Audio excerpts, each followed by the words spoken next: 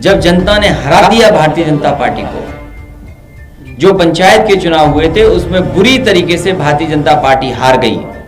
उस हार का बदला लेने के लिए भारतीय जनता पार्टी ने अपने गुंडों को सड़कों पर छोड़ दिया और पूरा का पूरा चुनाव लूट लिया। जिला पंचायत में जो कुछ किया वो सबके सामने है। उससे भी एक कदम आगे निकल गए ब्लॉक प्रमुख के चुनाव में। जब जनता ने इन्हें हरा दिया तो जनता का बहुमत का मजाक उड़ाने के लिए, अपमानित करने के लिए लोकतंत्र में भारतीय जनता पार्टी ने अपने गुंडों को खुली छूट दी है। और मैं आपको कह सकता हूं पूरी तरीके से प्रशासन के लोग इसमें जिम्मेदार हैं, वो शामिल थे। कई जगह से ब्लॉक प्रमुखों से ये खबर आ रही है कि भारतीय जनता पार्टी के लोगों को अंदर बैठाया हुआ था। जब अपना पर्चा देने गए या पर्चा को भरने गए, उसी समय वहां से निकल करके आए और उन्होंने मारपीट की। इस सीमा तक भारतीय जनता पार्टी गई है। ऐसा लोकतंत्र में कभी नहीं हुआ होगा जो भारतीय जनता पार्टी की सरकार ने किया है, गुंडों को खुली छूट दी है। अगले जी साड़ी खींची गई है, ये मतलब ऐसा तो कभी कोई तस्वीर आज तक आई नहीं। वो बहन हमें ये मिलके गई हैं, दोनों प्रस्तावक और ब्लॉक प्रमुख की प्रत्याशी। उन्होंने जो घटना उनके साथ जो हुई है, इतना अपमानित कभी नहीं हुआ होगा। एक माँ के साथ, एक बेटी के साथ, एक बहन के साथ ऐसा हुआ हो व्यवहार। ये भारतीय जनता पार्टी जो अपने दुहाई देती थी कि इससे साफ सुथरी पार्टी कोई नहीं है, लोकतंत्र की पसदर बनने वाली। और फिर तब जब उत्तर प्रदेश के मुख्यमंत्री एक योगी हों, एक उत्तर प्रदेश के मुख्यमंत्री योगी हों, उन्होंने किसको खुली छूट दी थी? कहीं यही लगता है कि भारतीय जनता पार्टी ने पूरी तरीके से गुंडों को छूट दी थी, जो चाहो सो करो। इसी वजह से हमारी बहन को अपमानित होना पड़ा, उसकी साड़ी तक खींची।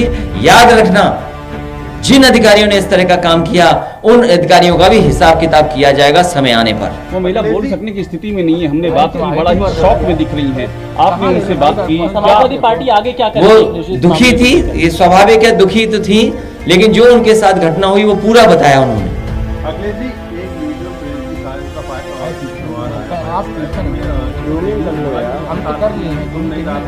क्या लगता है कि पूरे उत्तर प्रदेश के अधिकारी, जो जिम्मेदार अधिकारी थे, उन्होंने अपने मोबाइल बंद किए हुए थे। कोई भी नेटवर्क के अंदर नहीं था, क्योंकि वो जानते थे कि अगर कोई बात आएगी तो उनके ऊपर आएगी, इसलिए उन्होंने मोबाइल को आउट ऑफ कवरेज एरिया कर दिया था पहले। जिस सरकार के अधिकारियों ने अपने मोबाइल को आउट ऑफ कवरेज एरिया कर दिया हो तो उनसे क्या उम्मीद करोगे आप? क्या अधिकारियों ने नहीं हस्तक्षेप किया? क्या जिला अधिकारियों ने नहीं हस्तक्षेप किया? क्या पुलिस प्रशासन नहीं मिलकर के इतना अपमानित किए लोगों को? पूरा पुलिस ने अपमानित किया है। और उम्मीद कैसे करोगे आप? भारतीय जनता पार्टी के लोग पूरे गुंडों को सड़कों पे छोड़े हुए, जो दूसरों को कहते थे गुंडा पार्टी, आज वो सबसे बड़ी गुंडा पार्टी निकली तो वो भारतीय जनता पार्टी निकली। माता प्रसाद पांडे के साथ सिद्धार्थनगर में आज नहीं, माता प्रसाद पांडे जी से मैंने बात की रात में, उन्होंने भी यही कहा कि ऐसा कभी नहीं हुआ होगा जो इस बार भारतीय जनता पार्टी ने कराया। वो नामांकन नहीं कर सके, अपना पर्चा फाइल नहीं कर सके। सोचिए आप, उनको भी अपमानित होना पड़ा पर्चे के लिए। पॉलिटिकली कैसे जवाब देने की तैयारी कर रहे हैं आप लोग इन सारी? 2022 में चुनाव घोषित होते ही उत्तर प्रदेश की जनता इन्हें हटा देगी, उखाड़ फेंक देगी। चुनाव आयोग के पास हमेशा महिला उत्थान की बात की और आज वो मिलने भी आई थी, तो समाजवादी पार्टी क्या करेगी? समाजवादी पार्टी पूरी ईमानदारी से उस महिला के साथ है, उसके सम्मान के लिए पूरी लड़ाई लड़ने का काम समाजवादी पार्टी करेगी। अगले जी, आप पर कुछ लोग व्यंग कर रहे हैं। पप्पू यादव ने एक व्यंग किया कि बाबू तुमसे ना हो पाएगा, आप तो घर में बैठे हुए, मेरे पास इतने संसाधन होते तो मैं जाने क्या कर देता। हाँ, हम पे तो नहीं हो पाएगा। तो मैं जाने क्या कर देता। हाँ, हम पे तो नहीं हो पाएगा।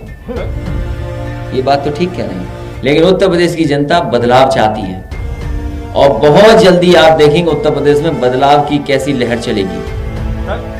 वैसे कल आया, उन्होंने बोला एमआई फैक्टर नहीं चलेगा, एबीसी फैक्टर चलेगा, और वो आपको घेर रहे हैं। ये जितने आ रहे हैं या जो लोग भी आगे जनता में बात करना चाहते हैं, वो सब विकास की बात करना चाहते हैं।